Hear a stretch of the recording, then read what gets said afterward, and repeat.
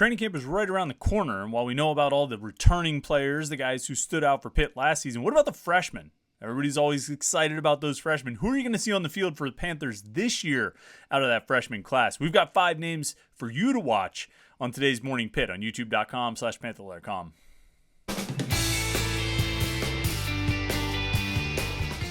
All right, it's the Monday edition of the Morning Pitt here on youtube.com/Panther-Lair.com. I'm Chris Peak from Panther-Lair.com. You know the deal. It's my same intro I do every day of the week on these Morning Pitt videos. I tell you about the website, Panther-Lair.com. I tell you about our YouTube page, youtube.com/Panther-Lair.com, and I implore you to check them both out. So if you haven't done it, you're part of the reason that I'm continuing to do this. If you're not subscribed to our YouTube channel, youtube.com/Panther-Lair.com, if you're not a member of the website, Panther-Lair.com, Pittsburgh.rivals.com.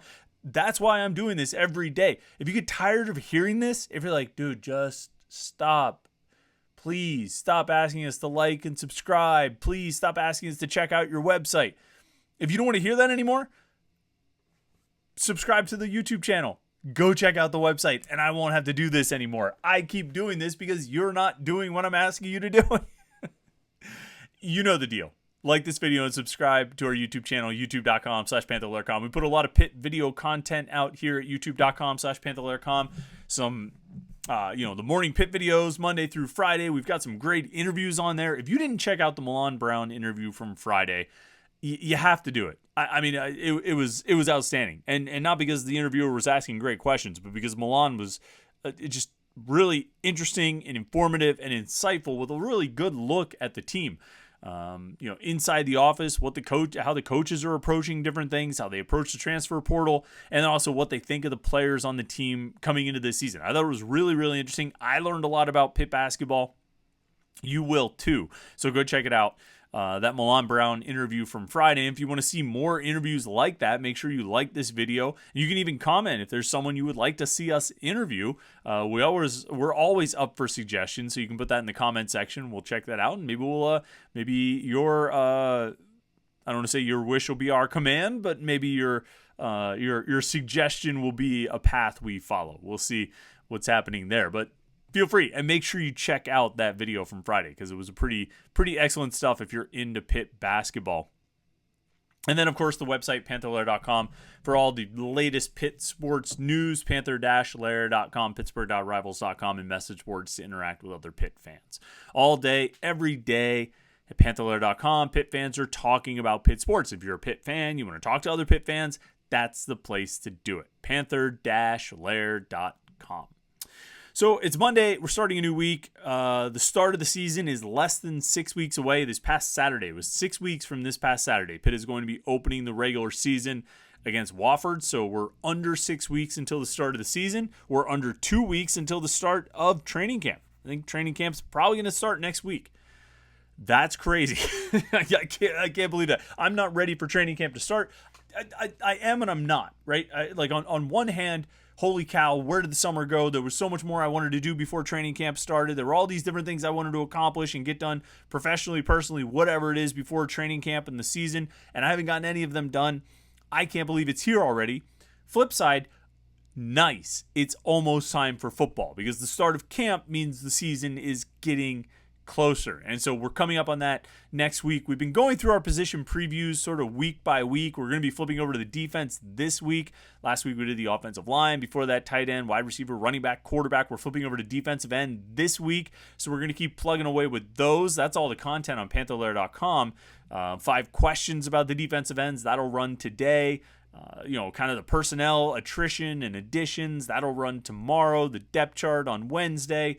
The 5 best defensive ends in the Narduzzi era will be on Thursday, and then a bold prediction about the defensive ends on Friday. So we kind of go through that, and then we do the Morning Pitt. Every Wednesday, we do a position breakdown, so we'll talk about the ends on Wednesday.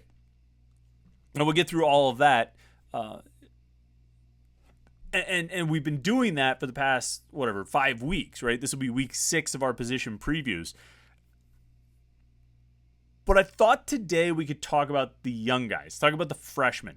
And every year it's always a question, and people usually ask it right around signing day or in the aftermath of signing day. Which freshmen are going to play this year? Who's going to be on the field as a freshman? Who's going to burn their red shirt? And we don't really have answers to that just yet. At that point in December, January, we have guesses, but we don't really have answers to it because there's so many questions about the roster itself that you don't know what it's going to look like. Now we're at a point less than 2 weeks away from training camp where we maybe have a bit of a clearer picture of who's going to be in the picture and who's not. And so when you look at Pitt's roster, we've got them sitting with 19 scholarship freshmen on the roster as far as we know, unless there was a late change or somebody opted out or who knows what. But we're looking at 19 scholarship freshmen. Out of those 19, who's going to see the field? Now, I'm going to run down here the top 5 freshmen who are most likely to see the field. That's sort of, you have to do it in a gimmicky way. A list. It has to be a list, and it has to be a round number, not a round number, but like a number like 5 or 10. You can't do like, here are the 6 freshmen who are likely to see the field unless you feel really strongly about those 6. You're not going to be like, here's the top 8 freshmen who will. You pick 5. So we're going to talk about 5. But there's a certain reality that we probably have to understand going forward. And I don't necessarily know if this is going to be the case this year, but it's relevant to note that last year only one freshman burned his red shirt. The burn your red shirt, you play in more than 4 games. And they had a bunch of freshmen who played in 4 games or less. But of guys who burned their red shirt, the only one of the, 11 scholarship freshmen they had last year? Is that what they ended up with? 11? No, 11, maybe. Forget exactly what the number ended up being. Wait, let me look at their recruiting class. This is, hold on. Let me bring up the 2022 recruiting class. There were 13 guys in that class. Marquand Pope didn't make it. Oh, okay. So there were 13 players in that 2022 recruiting class. Jordan Bailey never made it. Marquand Pope was medically disqualified, and then Carter Johnson was part of the recruiting class, but was not a freshman last year. So they really had, you take those 3 guys out of the class, Bailey, Pope, and Johnson, you're looking at 10 scholarship freshmen who joined the team last year, and the only one of those 10 who did not redshirt was Sam Vanderhaar, the punter, who has since transferred out. So they've got 10 redshirt freshmen on the roster this year because they added Jackson Brown, the offensive lineman, as a transfer from Cal.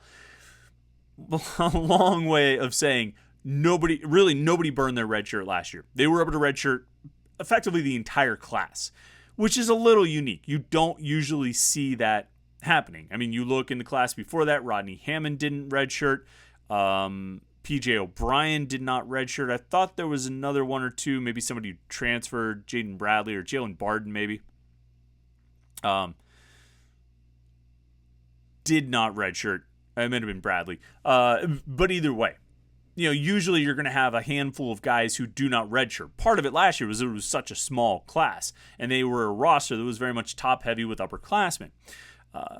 So when you look at this year, with a bigger group, 19 scholarship freshmen, not quite as top-heavy with upperclassmen, although there's still quite a bit of returning starters and returning players.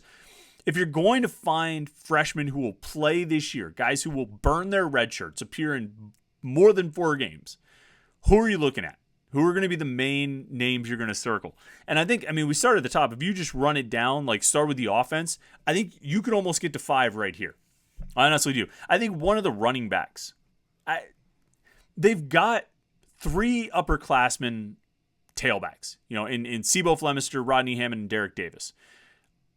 All right, last year, they pretty much made it through with Izzy Abanikanda, Rodney Hammond, Sebo Flemister, and Vincent Davis, right? So they basically made it through with 4 tailbacks. This year, you're looking at Hammond, Derek Davis, and Flemister. You got to figure TJ Harvison probably is the most likely candidate of him and Montravius Lloyd, and you got to figure one of those guys is probably going to burn his red shirt. Harvin is probably the more likely option to do so, given that he enrolled in the spring and has been here and has been learning the offense and all of that. So you would guess he's probably going to burn his red shirt. You probably would put him on the likely list to go into next year with sophomore eligibility as opposed to redshirt freshman eligibility. It just seems unlikely that, it's possible that Hammond, Davis, and Flemister could all stay healthy enough that you don't need a freshman to play more than 4 games. They just sprinkle in Harbison and or Montravius Lloyd here and there, but keep them both at 4 games or less so they can preserve their red shirts. It's possible. I feel like it's highly unlikely. I think one of those guys is going to play. Now, you could pretty much fill out your 5 just with this next position group. This wide receiver. And we've talked about this a lot. We've talked about the need for wide receivers. We've talked about how they have, 6 scholarship receivers who are not true freshmen. I mean, they have 10 scholarship receivers on the roster this season. 4 of them are true freshmen. Of the other 6, 2 of them are redshirt freshmen. They've never played a snap on offense in Addison Copeland and Che Wabuko. Of the other 4, 1 is a transfer from Florida in Dejon Reynolds, and 1 is a converted defensive back in Javonte Royal. The only, that just leaves 2 guys, Kanate Mumfield and Bub Means, both of them who transferred in last year. We've spent enough time on the woes of the wide receiver position.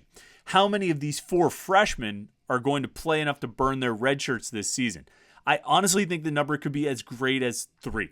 I don't think they'll get all 4 out there for that many games. I think all 4 will probably see the field at some point in some capacity. I don't think all 4 of them will play more than 4 games. I think there's a pretty good chance. Izzy Polk and Lamar Seymour both enrolled in the spring. So, I think those guys probably have a bit of a leg up. Kenny Johnson might be the most talented receiver in the group. Zion Fowler is a really athletic guy, a track star, who can do some things on the field. I'm guessing Fowler is probably 4th on that list in terms of being likely to get on the field. Johnson, Polk, and Seymour, if I had to pick 3, those would be the 3 that I would guess. I don't know if they're all going to play enough to not redshirt, but honestly, when I look at this group, I got Mumfield, Means, and Reynolds. Those 3, I'm fairly confident are going to be your top 3 receivers. I'm 99% sure they're going to be your top 3 wide receivers. They're going to be leading the charge on the depth chart. But beyond that, the other 7 guys, it could be any 3 of them who serve as sort of the primary backups behind Mumfield, Means, and Reynolds. It could be Royal, Copeland, and Wabuko. It could be Johnson, Polk, and Seymour. And I would not be surprised at any combination. Actually, honestly, the combination that would surprise me the most would be Royal, Copeland, and Wabuko, the 3 returning guys. Because I just think these freshmen are going to be in the mix. I think they might be more talented than the guys that they already have, and I think the coaches are, I think it's about as much of a blank slate, even start as it can be among all 7 of those guys after Mumfield, Reynolds, and Means. My guess, I think at least 2 of the true freshman receivers burn their red shirts this year, and I think there's a potential for it to be as many as 3. I really do. And I think they're going to play. I think they're going to play a lot. And I think they're going to make an impact. I think they're going to be relying on those freshmen a good deal to fill in when they need them. Behind or with or next to or along with Mumfield, Means, and Reynolds. If I had to pick out of that group, like I say, I think Johnson, I think Polk impressed the coaches a lot this spring. And I think Seymour is a really, really good wide receiver prospect out of Florida. So, you could almost get all 5 of your non-redshirting freshmen right out of that group. Is sort of how it feels. Elsewhere on offense, the only other freshmen on offense are the offensive linemen Ryan Coretta, Ty Ray, and B.J. Williams. I think there's a decent chance B.J. Williams end up listed as the backup center this season. I'm still not sure that he would be the first man off the bench if something happened to Jake Cradle. I wouldn't be surprised if Blake Zabovic is an emergency center. I wouldn't be surprised if Terrence Moore sort of retains backup center status, even though they moved him to tackle midway through spring camp because B.J. Williams was doing so well. I think there's some options there. I don't know if I necessarily see any of the offensive linemen burning their red shirts. Unless there's something drastic and crazy that happens with the other 13 scholarship linemen ahead of them on the depth chart, the 13 upperclassmen, which is, 10 guys who are sophomores, juniors, or seniors, and then 3 redshirt freshmen. There's a lot of guys out there, and I just don't think I see the freshmen playing enough to burn their red shirts, which is ideal. I mean, you would love to have, I'm looking at our scholarship chart right now. We put a little asterisk next to every guy who has redshirted, and all the offensive linemen except the true freshmen have an asterisk next to their names, and that's how you would like to have it. You want offensive linemen to redshirt, take a year or two before they're ready to play, so they're physically and in terms of knowledge more mature and ready to make an impact. Flipping over to defense, two freshman defensive ends, Antonio Cayman and Maverick Gracio. Not a lot of depth, not a lot of returning depth, not a lot of returning experience at defensive end, but they still have 6 scholarship guys, and I think they'll probably be able to get through. Again, barring an injury or two, they should be able to get through with those 6. I wouldn't be surprised if Gracio or Cayman get some snaps, but I don't think either one is going to burn his red shirt. Isaiah Neal is going to be a tough one to keep off the field. They have 6 scholarship defensive tackles, including 3 guys who have been around forever, and Tyler Bentley and Devin Danielson and David Green. Yeah, DeAndre Jules, Elliott Donald, Sean Fitzsimmons, who I think if there's going to be a young defensive tackle who makes a big impact this year, I think it'll be him. Isaiah Neal is going to be really good. Is he going to be good enough to play more than 4 games? I'm not sure. It could be like a Ryan Baer situation last year, although Baer is on the offensive line. It's a little bit of a different situation. But Baer played a handful of games late in the season. I could see Neal getting that same kind of opportunity, but not necessarily playing enough to burn his red shirt. I think your most likely option, and actually I'll skip ahead to the defensive backs, Shadarian Harrison, Jesse Anderson, Cruz Brookins, I like all 3 of these guys. I think they're all going to be really good DBs for Pitt. I just don't know if they're going to need them this year. There are 7 scholarship upperclassmen corners on this roster ahead of Shadarian Harrison. Even though Harrison is one of the most talented prospects in the class, there's 7 experienced guys out there. Same thing at safety. There's Anderson and Brookins. That's good, but they have 5 experienced scholarship safeties ahead of them, including guys Stephon Hall and Javon McIntyre and Donovan McMillan and PJ O'Brien and Buddy Matt. I mean, they shouldn't need the freshmen at either one of those spots. Now, those guys might get some snaps on special teams. They might get some snaps on the defense. They should not play more than 4 games. They should be able to redshirt, and unless they're just so good, you play them on special teams every game, and they get a little bit of work on defense. I think if you're going to see freshmen burn their red shirts on defense, you're probably looking at the linebacker position for a couple of candidates there. Jordan Bass, Rasheem Biles, Braylon Lovelace. Probably, I would say, Biles is probably 3rd on that list in terms of likelihood of getting snaps, at least as I see it now before training camp even starts.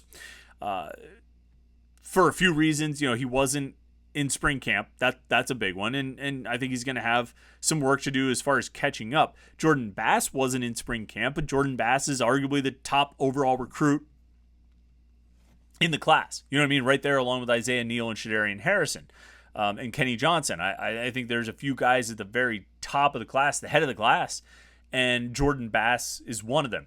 We know they're going to need some depth at linebacker. You got Bengali Kamara and Shane Simon, Solomon DeShields to start. You got Brandon George as a multi-position backup. And then you have Aiden Henningham, who hasn't really done anything. He's now a redshirt junior. And you have Kyle Lewis, who's a redshirt freshman, was hurt a lot last year, but there's high hopes for him. The coaches think he's going to be really good. Even if he is, you're still only looking at 4 or 5 guys. You're going to need another linebacker or 2 to step up and play some significant snaps. And I think Jordan Bass or Braylon Lovelace, who had a great spring, was really impressive and earned a lot of praise from Pat Narduzzi, could be the guy who ends up on the field a decent amount. And linebackers, if you can get them out there on the defense enough to justify burning their red shirt, those are great guys to have on special teams. I mean, those are almost ideal positions, and particularly athletic linebackers like Bass and Lovelace and Biles. Those guys will be really good on coverage units.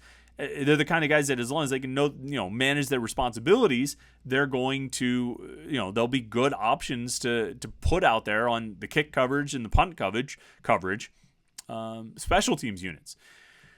And I think probably, let's say Bass or Lovelace, let's not say both, but let's say Bass or Lovelace will probably end up playing enough to burn their red shirt. I would lean toward Bass, would be my guess. Wouldn't be surprised if it was Lovelace, but I'm going to lean toward Jordan Bass as the guy who gets enough snaps to do it. So if we were going to name 5 true freshmen who will burn their red shirts and play this year, it will be TJ Harbison, Kenny Johnson, Izzy Polk,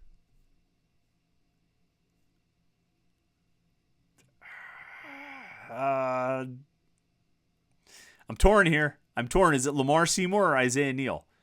I'm going to say the depth holds a defensive tackle. It's Lamar Seymour and it's Jordan Bass. So those are my 5. TJ Harbison, Kenny Johnson, Izzy Polk, Lamar Seymour, and Jordan Bass, with that third receiver possibly being a different player altogether. Those are my 5. Write them down, book it and lock it. Place your bets. I don't know if they're taking prop bets on Pitt freshmen who will burn their red shirts or not, but if they are, you should get in on that action and bet on those 5 guys. And come back to me in December, and we'll see if I ended up being right. All right. Thanks for starting the week with us here in the Morning Pit. I appreciate it. It's a lot of fun to hang out with you.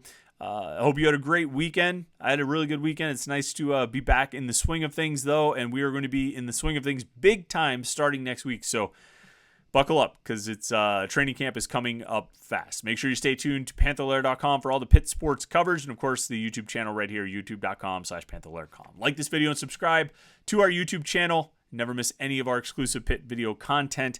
We appreciate it. Hope you have a great Monday and a great start to the week. We'll be back with you again tomorrow right here for the Morning Pit on youtube.com/Panther-Lair.com.